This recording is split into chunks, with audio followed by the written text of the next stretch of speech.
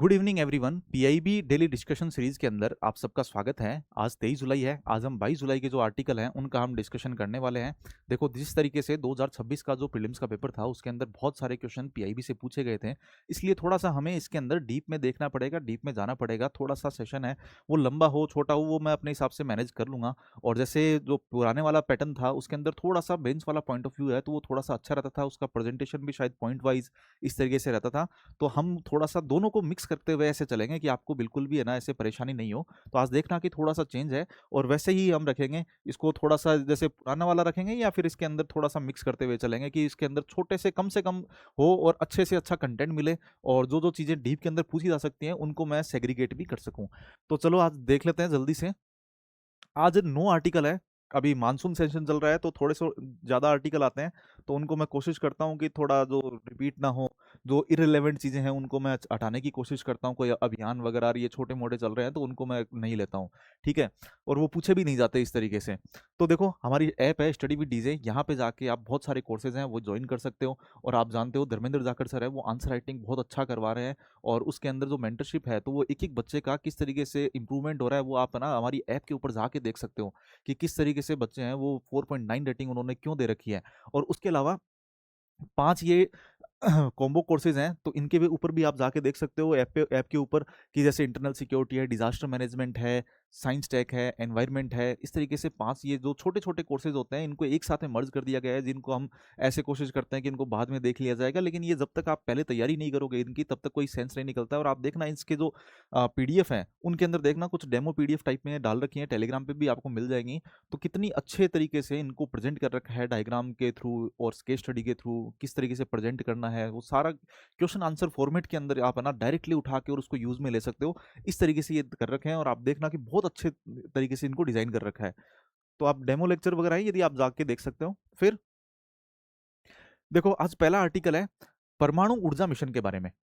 परमाणु ऊर्जा मिशन है, ये देखो हमारा टारगेट क्या है, 2047 तक 2047 तक 100 गीगावाट परमाणु ऊर्जा से हमें बनाना है। और 2070 तक तो नेट जीरो वाला है ही हमारा, आपको पता है हर तरीके से नेट जीरो करना है। तो इसके अंदर क्या है, परमाणु ऊर्जा है ये बहुत ज्यादा कारगर सिद्ध होने वाली है।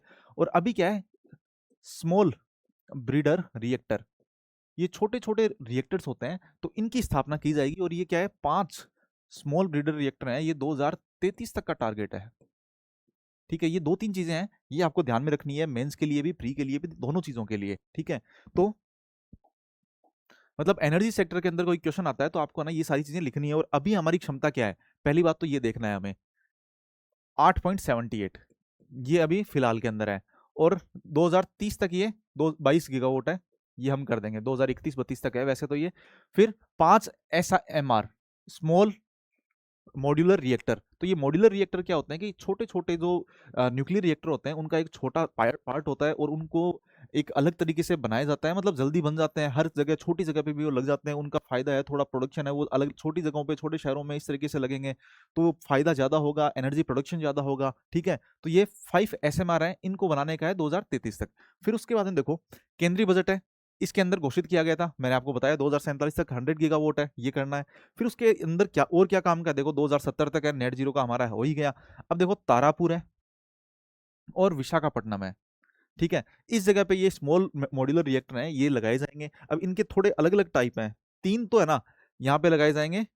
200, देखो 3 टाइप के होते हैं ये, एक तो बड़ा हो गया, फिर एक 200 मेगावाट तक का होता है, फिर एक 55 मेगावाट तक का होता है, ठीक है। तो BASMR होता है, ये भारत SMR है, इसको ये तो 200 मेगावाट तक होता है। और सिर्फ SMR है, ये 55 मेगावाट तक के ना होते हैं। तो इनको तारापुर वगैरह यहाँ पे स्वीकृति मिल गई है 3 को। तो फिर उसके अलावा SMR है, ये 55 मेगावाट वाले, इनको तारापुर और विशाखापट्टनम, बार्क है विशाखापट्टनम। अच्छा, विशाखापट्टनम वाला है ये HTGCR है, ये थोड़ा सा अलग है। ये क्या है, high temperature gas cooled reactor होते हैं। तो ये भी एक SMR का ही पार्ट है वैसे तो ये क्या है, 5 मेगावाट तक के हैं ये, और ये बार्क के अंदर है, ठीक है। तो ये 3 तरीके के हो गए, 200, 55 और 5, ठीक है। और इनको थोड़ा सा आप ध्यान रखना, तारापुर, विशाखापट्टनम, ये सब है ना, ये आप ध्यान रखना। अलग अलग अलग जगह आपको है ना, मतलब नॉर्मली ये देखने को नहीं मिलते और ऐसे डीप के अंदर ही क्वेश्चन जाके पूछे जाते हैं, तो थोड़ा सा इनको ध्यान रखना आपको। फिर देखो हमारा टारगेट क्या है, अभी इतना है हमारा, फिर 22 गीगावाट हो जाएगा 31-32 तक। और 2032 के बाद में ये टारगेट किस तरीके से हम करेंगे पूरे, तो ये बता रखे हैं।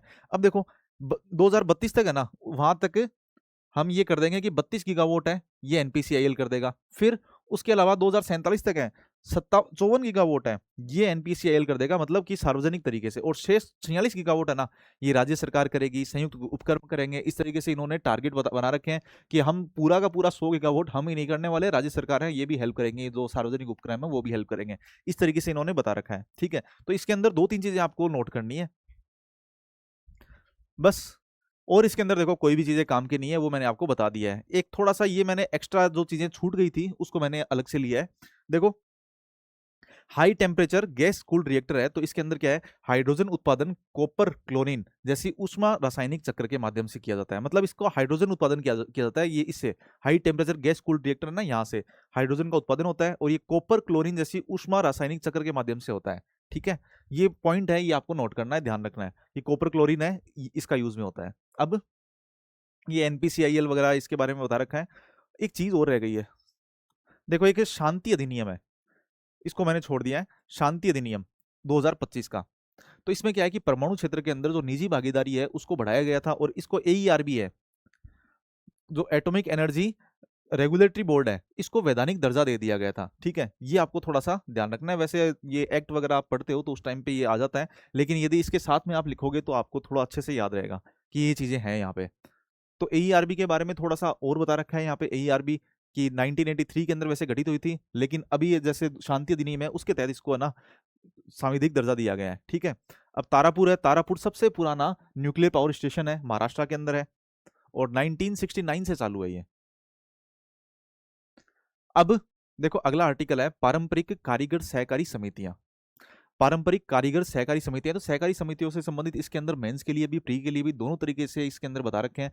तो देखो मेंस के लिए तो क्या है, शिल्पकार सहकारी समितियों के विकास हेतु उठाए गए कौन कौन से कदम है, कि मतलब जो शिल्पकार हैं जो सहकारी समितियों के अंदर काम करते हैं, तो उनके लिए कौन कौन से कदम उठाएंगे। जैसे आप नॉर्मली आप सोच सकते हो कि भाई वित्तीय सहायता वगैरह दी जाएगी, फिर कैपेसिटी बिल्डिंग की जाएगी, डिजिटल लिटरेसी है उनकी वो की जाएगी, मार्केटिंग सपोर्ट दिया जाएगा, ये सारी चीजें कॉमन है। ये तो आप वैसे भी लिख सकते हो, ठीक है। तो ये तो मैंने आपको बता दिया लगभग, और कुछ नहीं है इसके अंदर, कि डिजिटल साक्षरता होगी इनकी, विपणन वगैरह के लिए हेल्प मिलेगी इनके मेलों की प्रदर्शनी के द्वारा, इन सब के द्वारा। अब देखो युवा सहकार है, अब इसके अंदर अलग अलग स्कीम है। पारंपरिक सहकारी समितियां हैं तो उनके लिए सरकार अलग अलग स्कीम चला रही है। मेंस के अंदर भी आप एक साथ में यूज में ले सकते हो, प्री के अंदर भी, इनमें से कोई भी एक उठा के आपको पूछा जा सकता है। देखो युवा सहकार है कि मतलब जो युवा है तो वो एक नवोन्मेषी तरीके से किस तरीके से उनको सहकारी समितियों को प्रोत्साहित कर सकते हैं, उनके अंदर इनोवेशन ला सकते हैं, उसके लिए है। नई स्थापित जो सहकारी समितियां हैं उनको प्रोत्साहित करना है, ठीक है। फिर जो नई है उनके लिए है, सॉरी।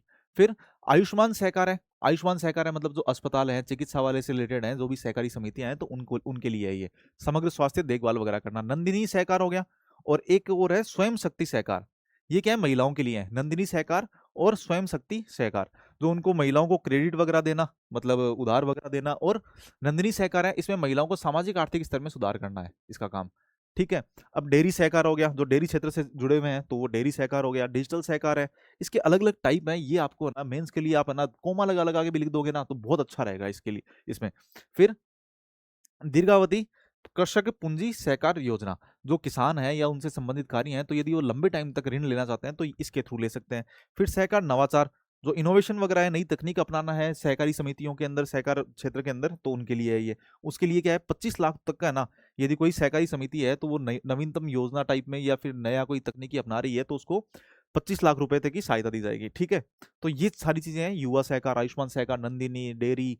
तो इनमें से आपको 5-7 याद रह जाएंगे तो और भी अच्छा है। मेंस के अंदर आपको लिखने के अंदर ना बहुत सारा कंटेंट होगा यदि सहकारी समिति से कोई क्वेश्चन आता है तो, और आप कहीं भी चिपका के आ जाना इनको। तो अब उसके अलावा देखो कौन कौन सी स्कीम चल रही है, ये स्कीम्स हैं वो एक साथ में दे रखी हैं, आपको बस नाम नाम याद रखना है। और अंदर से हम पढ़ चुके हैं इनके बारे में, बहुत बार पढ़ चुके हैं। देखो आपको पढ़ते हुए 2 महीने हो गए। केंद्रीय योजनाएं कौन कौन सी हैं सहकारिता से, देखो एग्रीकल्चर इंफ्रास्ट्रक्चर फंड, कृषि अवसंरचना निधि, फिर एफपीओ बने हैं, ठीक है, फार्मर्स प्रोड्यूसिंग ऑर्गेनाइजेशन है, आरक्यूआई है, राष्ट्रीय कृषि विकास योजना हो गया, पीएमएफएमई है, ठीक है, ये संपदा योजना है, मत्स्य संपदा योजना है, फिर मत्स्य किसान समृद्धि सह योजना हो गई, फिर उसके बाद में नेशनल लाइव स्टॉक मिशन हो गया, और गोकुल मिशन है। फिर उसके बाद में पशुपालन अवसंरचना विकास निधि है। तो देखो पशुपालन के लिए अलग है, खाद्य और मत्स्य पालन के लिए अलग है, कृषि के लिए अलग अलग स्कीम है। और अन्य कौन कौन सी होगी जो जनजातियां हैं, तो उनके लिए देखो national scheduled tribe finance and development corporation है।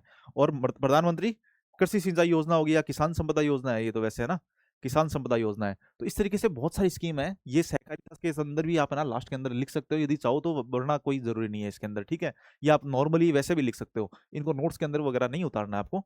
अब देखो अगला आर्टिकल है, भारत में 6G के लिए 6G अलायंस है, तो उसके स्पेक्ट्रम को रोड मैप वगैरह इस तरीके से दे रखा है। अभी जो संसद सत्र चल रहा है तो उसके अंदर बताए जा रहे हैं अलग अलग चीजें। तो देखो 6G गठबंधन है, तो इसके अंदर क्या है, 90 सदस्य हैं। और कौन कौन सी लोग शामिल होते हैं इसके अंदर, 90 सदस्य हैं।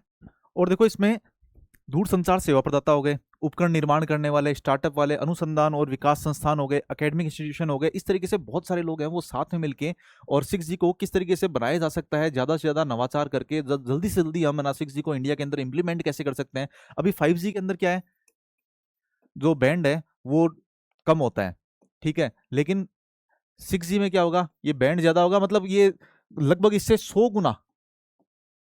गुना ज्यादा स्पीड होगी 6G की। लेकिन इसके अंदर जो दूरी होगी, मान लो कि जैसे हमारे लाइट वाले पोल होते हैं, इतनी इतनी दूरी पे 6G के जो पोल है वो लगाने पड़ सकते हैं। इतना ज्यादा इनकी दूरी वो थोड़ी कम होती है, लेकिन इनकी स्पीड है वो बहुत ज्यादा होती है, ठीक है। तो अब देखो उद्योग अकादमिक सहयोग बढ़ाना इसका उद्देश्य है। 6G विजन के अनुरूप अभी टेस्ट बैंड वगैरह है ये बनाए जाएंगे, मतलब स्पेक्ट्रम वगैरह है वो बनाए जाएंगे। अब क्या है, 6G टेराहर्ट्ज टेस्ट बैंड है, तो इसके लिए विकास किया जा रहा है। अब क्या है, इसमें डिजिटल भारत निधि है, इसके तहत किया जा रहा है, और ये 3 साल तक एक परियोजना वगैरह को मंजूरी मिली है। और अभी क्या है कि आपको पता होना चाहिए, डिजिटल भारत निधि है, ये क्या है, USOF universal service obligation fund, ये था। इसके अंदर क्या है, जैसे जियो हो गया, एयरटेल हो गया, इस तरीके से जो दूरसंचार वाली कंपनियां थी, वो कुछ ना कुछ परसेंटेज, जो अपना लाभ का परसेंटेज है वो यहाँ पे इस फंड के अंदर जमा कराते थे। और उससे क्या है कि गांवों के अंदर अवसंरचना विकास हो सके, जैसे टावर वगैरह लगाने, ये सब करने, जो मतलब दूरसंचार का जो क्षेत्र है, तो मतलब टेलीकॉम सेक्टर है, तो उसको बढ़ावा देने के लिए, उसकी रीच बढ़ाने के लिए गाँव के अंदर इस तरीके से यूएसओ फंड बनाया गया था, यूएसओ, ठीक है। तो अब इसका ही नाम डिजिटल भारत निधि कर दिया गया है, अभी कुछ साल पहले किया है डिजिटल भारत निधि। तो अब इसके तहत क्या है कि एक परियोजना को मंजूरी मिली है जिसमें 6G है, तो टेस्ट बैंड बनाया जाएगा। अब देखो इसका सबसे इंपॉर्टेंट पार्ट क्या है, समीर, ये कोलकाता के अंदर है, और ये टेस्ट बैंड फैसिलिटी है, ठीक है। तो ये इसके बारे में पता होना चाहिए, जैसे मान लो एक इंक्यूबेशन सेंटर होता है ना, उसी तरीके से ये टेस्ट बैंड फैसिलिटी होगी। यहाँ पे सारी चीजें जो मतलब 6G से रिलेटेड टेस्ट वगैरह किए जाएंगे वो यहीं पे किए जाएंगे, ये ऐसे समझो आप इजी वे में। अब देखो रोड मैप वगैरह क्या होगा वो काम का नहीं है, समीर के बारे में थोड़ा सा बता रखा है कि आईटी मंत्रालय है, उसके तहत एक स्वायत्त अनुसंधान संगठन है ये, ठीक है, इतना ही पता है। फिर इतना ही ध्यान रखना आप लोगों को, ये बाकी चीजें नहीं याद रखनी है। और बाकी ये कोई काम का नहीं है कि आईटीयू के साथ में मिलकर हम कुछ ना कुछ कर रहे हैं, ये सब मतलब अंतर्राष्ट्रीय सहयोग है वो भी हम अच्छा कर रहे हैं। लेकिन इंडिया क्या कर रहा है, प्रौद्योगिकी विकास और निवेश संवर्धन योजना ये चला रहा है, ठीक है। तो इसमें क्या है कि भारत है तो वैश्विक नेतृत्व भी है ना, जो 6G के अंदर वैश्विक नेतृत्व है उसको भी बढ़ावा देने के लिए भारत सरकार इस तरीके से एक पहल लेके आई है।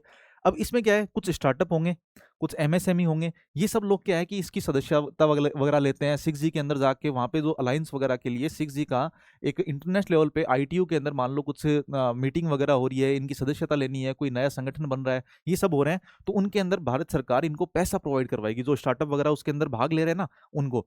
तो सदस्यता करना, फिर अंतर्राष्ट्रीय बैठकों में भागीदारी लेना, बैठकों की मेजबानी वगैरह करना, फिर उत्पादों के पायलट परीक्षण करना, ये सब के लिए भारत सरकार पैसा दे रही है। तो प्रौद्योगिकी विकास और निवेश संवर्धन योजना है ये, ठीक है। तो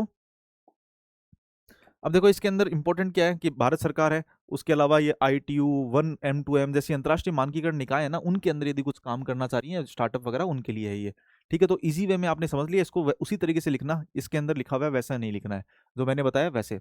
अब स्टैटिक पोर्शन है ये कोई काम का नहीं है, आपको पता ही है सारी चीजें, और जो नहीं बता रहा हूँ वो इंपॉर्टेंट भी नहीं है।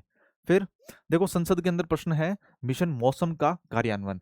मिशन मौसम के बारे में थोड़ा सा आपको पता ही होगा कि जो मौसम का फोरकास्टिंग वगैरह करना, या फिर उनकी रडार वगैरह सिस्टम है तो उनको थोड़ा अच्छा बनाया जाए, इस सब के लिए भारत सरकार ने इसको शुरू किया था, 2025 के अंदर इसको लॉन्च किया था मिशन मौसम को। और चेतावनी प्रणाली को उपलब्ध कराना इसका काम है, ठीक है, प्रारंभिक चेतावनी प्रणाली है उसको शुरुआत करना। और इसके अंदर क्या है कि भारत फोरकास्ट सिस्टम है वो भी इसके अंदर ही आता है। अब देखो ये दो आर्टिकल हैं वो एक साथ में ही दे रखे हैं, थोड़ा सा आगे वाले में थोड़ा टॉपिक चेंज हो जाएगा, जो मेन हेडिंग है उसके अंदर भी चेंज है, लेकिन ये एक दूसरे से जुड़े हुए टॉपिक हैं दो, ठीक है। अब देखो इसके अंदर आईएमडी है, एमओईएस है, ये संस्थान है, तो ये क्या है कि 50 डॉपलर रडार हैं, ये स्थापित कर चुके हैं अभी। और डॉपलर रडार थोड़ा सा आपको पता ही होगा कि डॉपलर रडार किस तरीके से काम करती है। मान लो एक ट्रेन है, तो ट्रेन की आवाज़ जैसे दूर जाती है तो आवाज़ कम होती जाती है, पास आती है तो तेज होती है। पास में आते ही आवाज़, जैसे ट्रेन हॉर्न मार रही है या फिर कुछ अपनी आवाज़ भी कर रही है, तो उससे स्पीड स्पीड के हिसाब से या फिर हॉर्न के हिसाब से उसकी आवाज़ है वो पास आती है, हमें पता चल जाता है। उसी तरीके से डॉपलर इफेक्ट है, ये काम करता है। जैसे बादल है तो बादल यदि पास में आ रहे हैं या दूर जा रहे हैं, तो एक रडार वहाँ पे रडार के थ्रू सिग्नल भेजे जाते हैं बादलों के पास में, और उसके अंदर वो देख लेता है कि क्या क्या चीज़ें इसके अंदर, जैसे मतलब उसकी गति क्या है, हवा की गति क्या है, वहाँ पे बादल है उसके अंदर पानी है या नहीं है, और बारिश की गति क्या है, वो सारी चीज़ें जो मतलब रडार सिस्टम है उसके द्वारा पता लगा ली जाती हैं, और ये डॉपलर रडार सिस्टम होता है। ठीक है। तो वो बादलों तक भेजा जाता है ये रडार सिस्टम, ये तरंगे। तो अब क्या क्या है इसमें कंप्यूटिंग क्षमता है, ये अर्का है एक तो। देखो इन दो का नाम हमेशा याद रखना आपको, अर्का और अरुणिमा। अर्का और अरुणिमा ये सूर्य के पर्यायवाची हैं, आप समझ ही सकते हो। तो ये आईआईटीएम पुणे का है, और ये NCMRWF है, ये संस्था है नोएडा के अंदर, तो इसका है। ठीक है। तो इन दो का नाम आपको याद रखना है, ये दोनों मिशन मौसम है, और ये जो भारत फोरकास्टिंग सिस्टम है उन दोनों से जुड़ा हुआ है ये। ठीक है, इनको आप लिखना है। अब पूर्वानुमान मॉडलिंग है, कि मतलब पूर्वानुमान करना, ये भारत FSF फोरकास्टिंग सिस्टम है, इसको ही है। क्यों इसमें क्या होगा कि जो 6 किलोमीटर की बहुत ही नैरो रेंज की जो दूरी होती है वहां तक है ना, इसको फोरकास्ट किया जा सकता है। मतलब ऐसे समझो आप, पहले इतने एरिया के अंदर किया जाता था एक साथ में, अब छोटे छोटे एरियो के अंदर भी हम कर सकते हैं, मतलब पंचायत लेवल तक या छोटे लेवल तक भी हम है ना जा सकते हैं। ठीक है, और इस पूरे एरिया को कवर कर रहे हैं। लेकिन इसमें क्या है, दूर वाला था वो पहले वाले जो चीजें थी, जो मतलब ग्लोबल लेवल पे क्या है कि 12 किलोमीटर तक की रेंज होती है। ठीक है, और लेकिन इसके अंदर 6 किलोमीटर तक की रेजोल्यूशन ही है, मतलब बहुत ही कम रिजोल्यूशन है, कि मतलब कम किलोमीटर की रिजोल्यूशन है, मतलब अच्छा है ये। आप ऐसे समझो कि ग्राम पंचायत लेवल तक भी कर सकता है। फिर मौसम ग्राम है, हर मौसम हर घर मौसम ये इसका टैगलाइन है। तो इसमें क्या है कि मतलब 36 घंटों के अंदर कुछ करना, फिर 5 दिनों के लिए भी 3-3 घंटे से फोरकास्टिंग देना। इससे क्या है कि किसान है तो वो अपना किस तरीके से उनको फोरकास्टिंग की जरूरत पड़ती है, जैसे मतलब बीज वगैरह बोने हैं, या फिर फसल काटनी किस टाइम चाहिए, या फिर फसल काट भी ली है तो उसको एक अलग जगह हम अंदर शेडिंग के अंदर रखें, तो उसके लिए तो हर चीज़ के लिए ज़रूरी है। तो मौसम ग्राम है। फिर CAP है, CAP अलर्ट है। तो इसमें क्या है, गंभीर मौसम चेतावनी वगैरह दी जाती है। जैसे आप देखते हो कि मौसम वगैरह है तो आप मोबाइल वगैरह है तो इसके अंदर SMS वगैरह ये आप देखते हो कि ये आते हैं, तो वो इसी के तहत आते हैं, CAP अलर्ट के तहत। ठीक है, तो NDMA भेजता है ना आपको, मैसेज भेजता है, वो सब इसी के तहत आते हैं। तो फिर उसके अलावा मोबाइल ऐप्स हैं कुछ, जैसे इनके बारे में हम काफ़ी पहले पढ़ चुके हैं। मौसम ऐप हो गया, फिर मेघदूत ऐप हो गया, दामिनी है, उमंग है। ठीक है, तो ये अलग अलग चीज़ों के लिए, उमंग तो सारी चीज़ों के लिए है, दामिनी बिजली के लिए है, मौसम ऐप है ये उसी के लिए मैंने आपको बता ही दिया है, मेघदूत है ये हो गया। ठीक है, कृषि सेवाओं के लिए मेघदूत ऐप है। तो बहुत सारी चीज़ें, ये हमारे काम का नहीं है। अब इसमें क्या है, सिर्फ एक चीज ध्यान रखनी है कि ये पंचायत तक है ना इसकी रिजोल्यूशन वगैरह होती है। मौसम अभियान है तो इसके तहत अब क्या है, पंचायत मौसम सेवा पोर्टल है, ये भी लॉन्च कर दिया गया था। अब इसके अलावा ये सेंडाई फ्रेमवर्क है, इसके तहत है, मतलब हम इसको कंप्लाई कर रहे हैं। सेंडाई फ्रेमवर्क आपको पता है कि आपदा रोधी के लिए है, और मौसम है तो ये इसके अंदर हेल्प करेगा। तो जापान के अंदर एक सेंडाई फ्रेमवर्क घोषित किया गया था, अपनाया गया था, सॉरी। तो देखो भारत फोरकास्ट सिस्टम है, ये भी सेम ही है। अब इसके अंदर देखो इंडिया क्या है इस रिजोल्यूशन के अंदर फर्स्ट में है, कि जो 6 किलोमीटर वाला रिजोल्यूशन है ये कहीं भी नहीं है, तो फर्स्ट है विश्व के अंदर। ठीक है, और 6 किलोमीटर तक का है, क्षैतिज रिजोल्यूशन है। और GFS है, ये ग्लोबल फोरकास्टिंग सिस्टम है जो US का है, वो 12 किलोमीटर है। ठीक। अर्का और अरुणिमा ये आपको याद रखना है। उपयोगिता देखो पंचायतों तक भी ये पॉसिबल है, सिंचाई वगैरह, बाढ़ वगैरह, ये सारी चीज़ों का फोरकास्टिंग वगैरह हो जाएगा, तो बहुत इंपॉर्टेंट है ये। हिमालय और पश्चिमी घाट की जो जटिलता है उनको ध्यान में रख के भी बनाया गया है ये। ठीक है, तो मेक इन इंडिया के अनुरूप है, मतलब इंडिया का है तो मेक इन इंडिया के अनुरूप हो गया। अब ये संस्थाओं के नाम है, वो आप देख सकते हो यदि देखना चाहो तो। ठीक है, ये मतलब एक्स्ट्रा फैक्ट है, इसके अंदर PIB नहीं थे इसलिए मैं नहीं बताता हूँ आपको। यदि PDF पढ़ रहे हो तो उस टाइम पे आपके काम आ सकती है बस। ठीक है, बाकी सोशल मीडिया पर बच्चों के यौन शोषण से संबंधित है ना सामग्री वगैरह है, तो ये उनकी ऑनलाइन सुरक्षा किस तरीके से की जा सके, और IT एक्ट है तो वो क्या कहता है, इससे रिलेटेड आर्टिकल है। तो देखो IT एक्ट है तो इसकी कुछ धारा थी, जैसे 66A है, तो इसको तो रद्द कर दिया था सुप्रीम कोर्ट ने। ठीक है, आप मेरे को केस का नाम लिख के बताओगे, केस कौन सा है, यदि आपको याद है तो, वरना रहने देना। S से शुरू है, हिंट है, यदि आपको याद नहीं है तो। ठीक है, अब देखो IT एक्ट है 2000, तो इसके तहत क्या है कि जो अलग अलग साइबर अपराध वगैरह होते हैं या फिर बच्चों के खिलाफ है ना कुछ यौन उत्पीड़न वाली चीज़ें हैं, तो उनके लिए क्या है कि एक डिजिटल तरीके से उनको फैलाया जाता है, तो उन सब के लिए ये कुछ धाराएं हैं। देखो, पहचान की चोरी करके या फिर नकल करके या फिर निजता का उल्लंघन उनका किया जा रहा है या फिर अश्लील कोई चीजें हैं तो उनका प्रकाशन किया जा रहा है, तो उनके लिए कुछ धाराएं दे रखी हैं।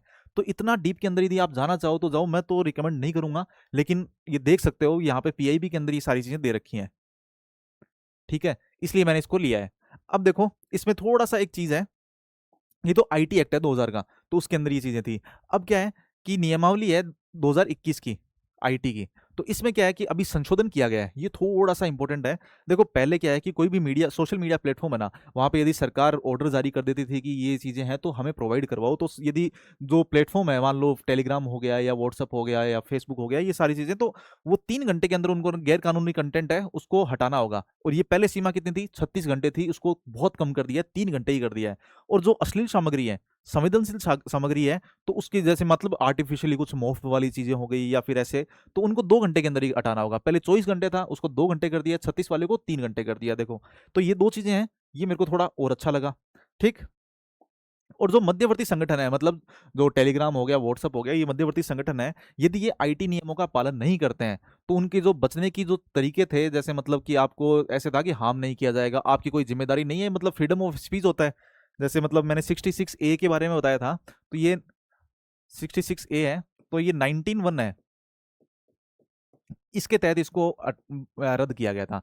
ठीक है, तो ये मध्यवर्ती संगठन है, तो ये कहते हैं कि हम, हमारी तो कोई गारंटी नहीं है, हम तो क्या करेंगे कि ये 19(1) है, तो इसको तो आप वैसे बता रहे हो कि आर्टिकल है, तो इसके तहत कोई भी कुछ भी बोल सकता है।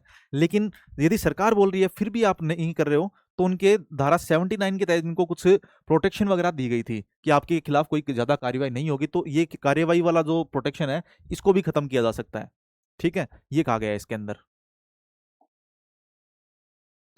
अब देखो, एआई जनरेटेड डीप फेक सामग्री है, मेटा डेटा है, सुनिश्चित करना होगा आपको कि मतलब प्लेटफॉर्म है तो उन्हीं की जिम्मेदारी होगी सारी चीजें। फिर मेटा डेटा सुनिश्चित करना होगा आपको कि जो डेटा है तो वो कौन कौन सी चीजें पे कहाँ कहाँ पे है ना, ये गलत चीजें यदि प्रसारित हो रही है तो उनको हटाना पड़ेगा। और फर्स्ट ओरिजिनेटर है कि मतलब पहली बार ये मैसेज है वो किसने डाला है, उसका आपको बताना होगा। ये जो टेलीग्राम, फेसबुक या कोई भी सोशल मीडिया प्लेटफॉर्म है तो उनको। ठीक है, तो ये सारी एक्स्ट्रा नॉलेज दे रखा है बच्चों के लिए, आपको पता है पॉक्सो एक्ट है 2012 का। फिर एनसीपीसीआर है, बच्चों के संरक्षण के लिए आयोग है ये। और पीवाईक्यू पैटर्न के अंदर आप देख सकते हो कुछ सेफ हार्बर टाइप में ऐसे कुछ अच्छा, ये आर्टिकल का नाम दे रखा है, उसका केस का नाम दे रखा है इसमें, तो आप मेरे को कमेंट में बताना। फिर देखो, अगला आर्टिकल है पवन ऊर्जा क्षमता। देखो, हमने परमाणु ऊर्जा क्षमता के बारे में बात कर ली है, अब पवन ऊर्जा क्षमता की बात है।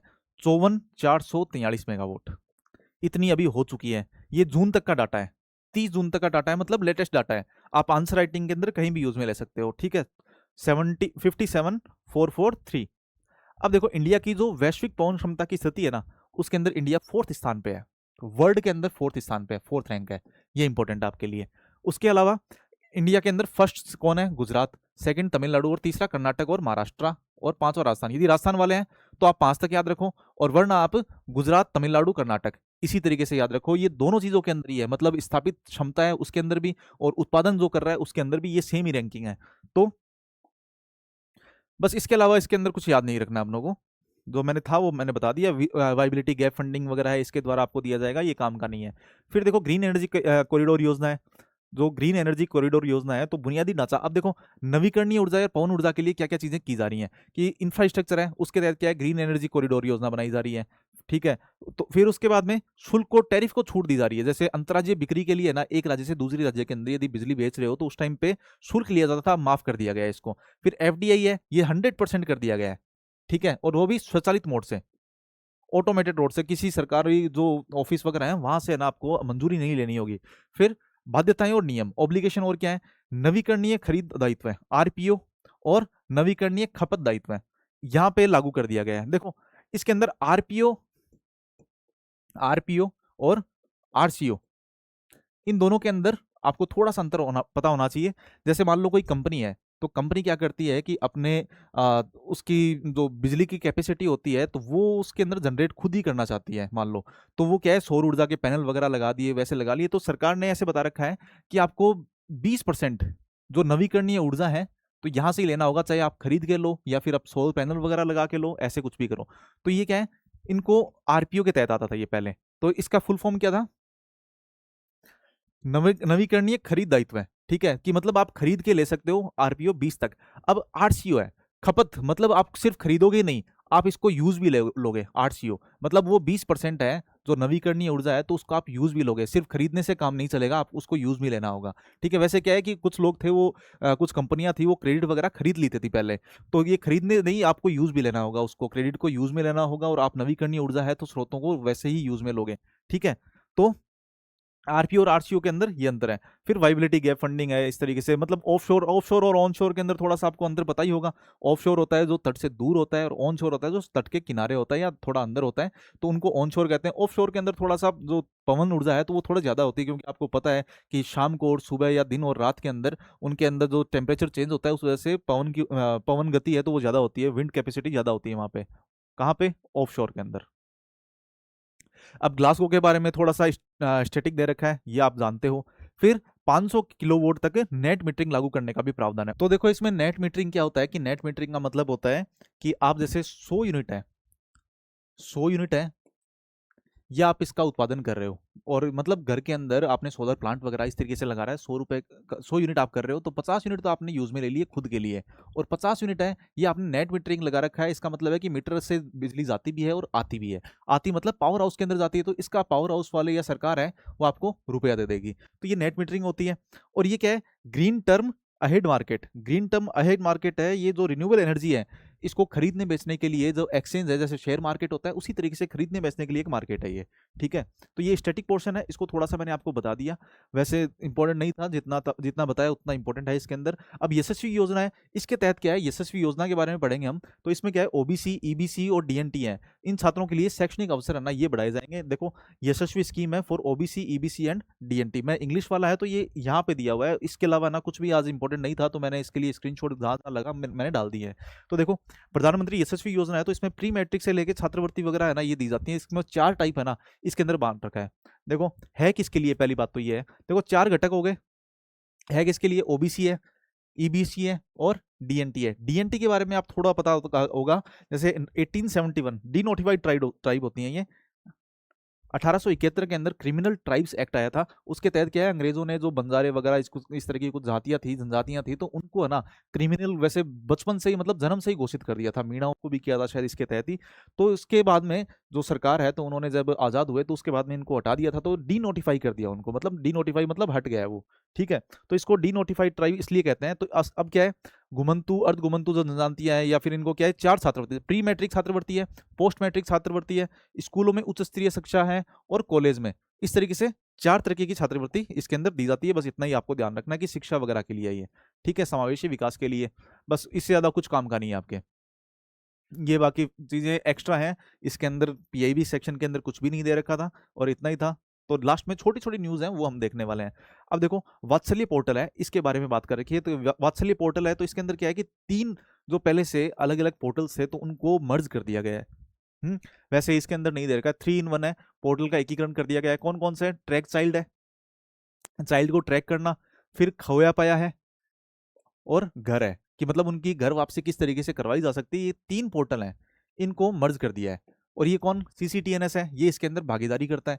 सीसीटीएनएस का मतलब देखो ये है कि ये सेंट्रलाइज तरीके से डिजिटल प्लेटफॉर्म है जो क्रिमिनल जस्टिस है उसके लिए है, क्रिमिनल्स के लिए है। और जैसे मान लो कि एक बच्चा है वो राजस्थान के अंदर गुम हुआ है या यूपी के अंदर गुम हुआ है और दिल्ली के अंदर वो मिल रहा है, तो उनको हाथों हाथ पता कैसे चलेगा, ये सीसीटीएनएस है, ये इसके अंदर हेल्प करता है। गृह मंत्रालय के नेटवर्क है ये, ठीक है। और सभी राज्य हैं तो ये इसके अंदर नोडल अधिकारी टाइप में ना ये नियुक्त किए गए हैं। तो अब देखो, ये केंद्र प्रायोजित योजना है पहली बात तो, ठीक है, केंद्र प्रायोजित योजना है, सेंट्रली स्पॉन्सर्ड स्कीम है, मतलब केंद्र और राज्य मिलके काम कर रहे हैं, इंप्लीमेंटेशन राज्य कर देगा, बाकी चीजें केंद्र हेल्प कर ही रहा है।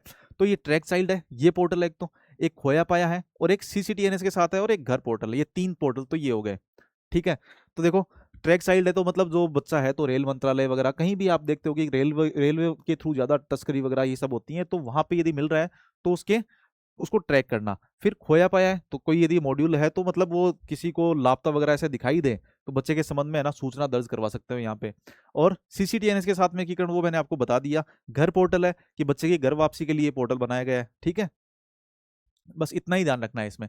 अब देखो छोटी सी न्यूज़ है, इसको हेडिंग के अंदर भी नहीं डाला था मैंने। देखो विश्वकर्मा विश्व परिक्रमा है नौकायन, देखो ये पहला है इसलिए मैंने इसको लिया है, बाकी तो बहुत सारे ऐसे चल रहे हैं अभी। तो ट्राई सर्विस है, तीनों सर्विसेज की जो महिलाएं हैं वो क्या है विश्व की परिक्रमा कर रही हैं। और इसमें क्या है 314 दिनों का सफल महासागर अभियान है। इसके अंदर देखो समुद्र प्रदक्षिणा नाम है इसका, ये याद रखना है आपको कि ट्राई सर्विस है, तीनों टाइप, तीनों महिलाएं हैं, मतलब नौसेना, थल सेना, वायुसेना, ट्राई सर्विस की सारी महिलाएं हैं। और ये पहली बार आयोजित किया जा रहा है। तो ये मतलब पूरे वर्ल्ड के अंदर ये घूम रही हैं, विश्व की परिक्रमा कर रही हैं नौका के द्वारा, ठीक है। तो इसके बारे में आपको थोड़ा सा पता होना चाहिए। और ये कौन सा है, IANS त्रिवेणी, ठीक है। इसके बारे में IASV है, सॉरी IASV त्रिवेणी, इसके बारे में देख लेना। ये 2 पॉइंट लिखने हैं इसके अंदर और कुछ नहीं लिखना है। अब ये बहुत सारे क्वेश्चन है, आप देख लेना इनको। आप यदि इनको सॉल्व करना चाहते हो तो जाके हमारे टेलीग्राम चैनल है, वहाँ पे आपको पीडीएफ मिल जाएगी, वहाँ पे जाके आप पीडीएफ भी डाउनलोड कर सकते हो। पीडीएफ चैनल का सॉरी टेलीग्राम चैनल का नाम आपको पता ही है, study IAS with Dharmendra Jakhar नाम से है। आपको कमेंट बॉक्स के अंदर भी मिल जाएगा, पिन किया हुआ जो कमेंट है उसको अंदर सी मोर करोगे तो वहाँ पे आपको मिल जाएगा। ठीक ठीक है, तो फिर कल मिलते हैं फ्राइडे को। Thank you.